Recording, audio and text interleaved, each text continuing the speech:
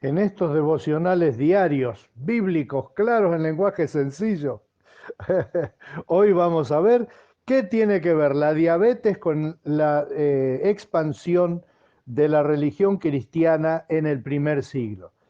A primera vista, uno diría, no tiene nada que ver, pero tiene que ver a través del nombre de una cosa que voy a mencionar más adelante. La diabetes, que es una enfermedad muy conocida y muy difundida hoy día, eh, que es propia del sistema inmunitario propio de la persona, fue descrita por primera vez en el antiguo Egipto, como 1500 años antes de Cristo, y una enfermedad que al principio era considerada, y de hecho en tiempos posteriores se la llamó así, la enfermedad, los griegos le decían, la enfermedad de los ricos, porque para tener diabetes, entre otras cosas, había que comer mucho y muchas cosas dulces. En Egipto, como te decía, habían descubierto que algunas personas tenían una enfermedad, algo, que los hacía vivir todo el tiempo con sed y hacer mucho pis. Y entonces ellos pensaron que habría que ver de qué manera y no estaban tan errados en el concepto, en el sentido de que quizá cuidando la dieta podemos hacer algo. Entonces recetaban unas dietas que por supuesto en la ignorancia propia de esa época no tenían en cuenta el tema de las azúcares que ellos comían y de, por ejemplo, una cosa fundamental de la dieta era la cerveza. Y vos sabés que la cerveza tiene una cantidad de calorías tan grande de azúcares que realmente es un veneno para los diabéticos. Y bueno, eso no lo sabían y ellos, pero fueron los primeros que observaron esto, ¿no? Mucho pis, mucha sed y que la persona es como que se va en pis, si me perdonás la palabra. De paso te anticipo que voy a mencionar un par de cosas asquerosas más en el futuro. Está en mi naturaleza eso. La palabra diabetes quiere decir algo que se va a través de. Arranca con la preposición griega dia y betes, que es la idea de algo que fluye, que se conduce a través de, que es como que la vida al diabético se le va a través del pis.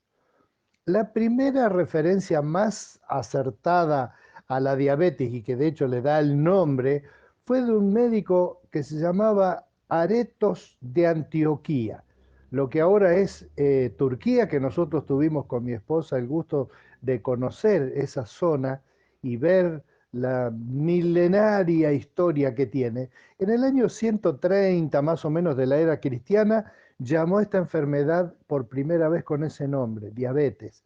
La idea de que fluye a través de la persona algo dulce y que hay algo en eso que es una enfermedad porque a muchas personas le pasa lo mismo. Muchos médicos después, hasta 1600 y algo, recién hubo un médico que la llamó en Inglaterra diabetes mellitus, es decir, por el gusto a miel que tenía la orina. Sí, te diste cuenta. Me preguntás, ¿y cómo sabían que era dulce? Lo dejo a tu criterio, como dijo la filósofa argentina. Eh, para los que no son de Argentina, una vedette argentina le hicieron una pregunta difícil y respondió así. Lo dejo a tu criterio. Entonces, este, se llama Karina Olga, la filósofa argentina es Karina Olga, una de mis filósofas de cabecera. De manera que el, los médicos, aún haciendo eso que te imaginas, probando la orina de los enfermos, descubrían que había azúcar que se estaba yendo por ahí y el tema es por la palabra dia, la preposición dia. Hay un texto en Hechos 8:4 donde muestra esta cuestión de qué tiene que ver la diabetes con la difusión del Evangelio, porque esa es la idea que quisiera que tuviéramos esta mañana en este tip de hoy. Y es cómo las cosas se difunden, ¿no? Cómo se difunden. Eh, Aquí en Córdoba, con el tema de la pandemia, ayer había una reunión de todo el comité organizador de la crisis a nivel local, se llama COE, no sé bien ahora qué significa, pero hay en todas partes del país, hay a nivel nacional también. Estaban discutiendo cómo hacer para enfrentar una multiplicación de casos en una clínica, que curiosamente se llama Sucre, y como vos sabés, Sucre en francés quiere decir azúcar. No sé qué tiene que ver, pero la palabra nos lleva otra vez al azúcar y a la diabetes. Mientras ellos estaban reunidos viendo qué hacían con los pacientes y cómo los distribuían, etcétera, con la clínica Sucre, en otro pueblo de aquí, en un lugar relativamente cerca de la capital de Córdoba, en la misma capital de Córdoba, pero en un barrio más paquete y periférico, había una reunión donde había más de 170 personas comiendo, bailando, los chicos iban corriendo por todas las mesas, chorreando baba, tocando todo, y entonces nosotros nos damos cuenta que nosotros tenemos un problema con el contagio, y es que no tomamos en serio eso de contagiar. En el texto que te dije, Hechos 8:4, dice que después de la muerte de Esteban, ¿te acordás el primer mártir cristiano, propiamente cristiano? Después de la muerte de Jesús, la gran muerte que hubo fue la de Esteban. Un hombre realmente, un santo, desde el lado que lo mire. Y curiosamente, el apóstol Pablo, que todavía era un fanático perseguidor de cristianos, fue el jefe del operativo que llevó a la muerte a él. Él fue el que dio el ok y puso el dedo pulgar en la posición que indicaba no tiene que vivir. Lo apedrearon y murió.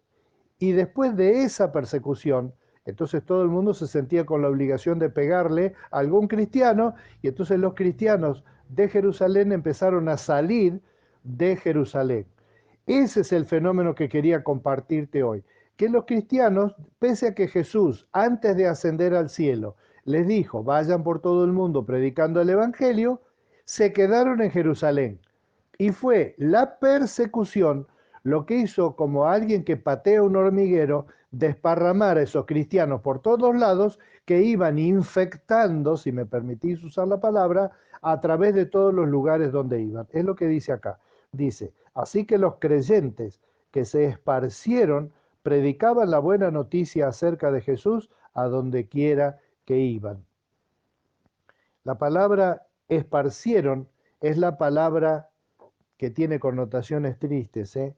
La palabra diáspora, que usa la preposición dia como en diabetes, pero en este caso es dia con la palabra, el sustantivo que quiere decir semilla. Y la idea es la semilla que es desparramada, como un sembrador que en vez de tener la semilla en una bolsa, de repente la tira al aire, el viento la desparrama y cae en un surco que él hizo y ahí va a dar su fruto. Y así efectivamente comenzó la predicación del Evangelio, de la fe cristiana, y así se ha desarrollado hasta el día de hoy. Las veces que se ha querido perseguir la fe cristiana, ha logrado que la fe cristiana estalle en crecimiento, en contagio, el uno al otro, por medios eh, por medios clandestinos, por ejemplo, como las catacumbas de Capadocia que conocimos, como te decía, en un viaje en 2016 con mi esposa, y que eran un lugar, un foco de contagio de la fe cristiana en una época, y como las catacumbas de Roma, que muchos conocen, donde había cultos, bautismos, nacimientos, predicaciones, reuniones de oración, alabanzas en voz baja, y fue un foco en la plena capital del Imperio Romano. En medio de la persecución era una iglesia fuerte donde los creyentes demostraban que se podían dejar matar, cosa que los romanos nunca podían entender. Nunca podían entender por qué un cristiano no podía arrodillarse delante del César, y lo que no sabían estos es que la palabra César quiere decir el Señor. De paso, la palabra César es la misma que en alemán se decía Kaiser. ¿Te suena la palabra Kaiser? ¿A quién le decían el Kaiser? Viene del griego Kyrios, perdón. Esas son las lagunitas. Kyrios, que quiere decir el Señor, pero el Señor en términos de el Dios, el Señor divino.